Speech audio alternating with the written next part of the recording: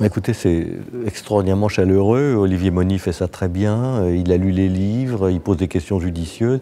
Ce qui m'a frappé, c'est la qualité de l'écoute.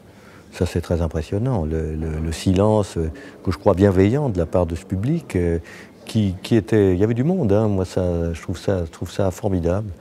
Il me semble qu'il s'agit de transmettre quelque chose, des convictions, quelque chose de sincère. Et il me semble que c'est passé. Enfin, je veux le croire. C'est l'impression que j'ai comme ça.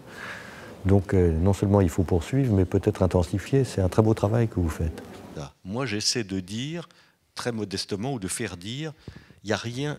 La lecture est fondamentale. C'est le moyen de la liberté de penser. C'est le moyen de la réflexion, le moyen de la solitude, le moyen du silence, le moyen d'un enrichissement qui ne doit qu'à soi et à l'auteur, bien entendu. Bon.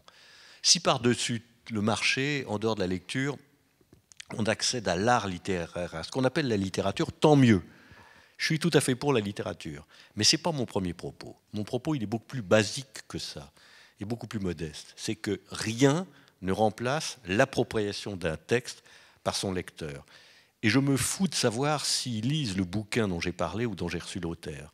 Ce qui m'importe, c'est qu'ils se disent peut-être que les téléspectateurs, certains d'entre eux, pas tous, certains, se disent « Tiens, j'ai envie de lire » ou « Je vais lire celui-là » ou « Je vais en lire un autre ».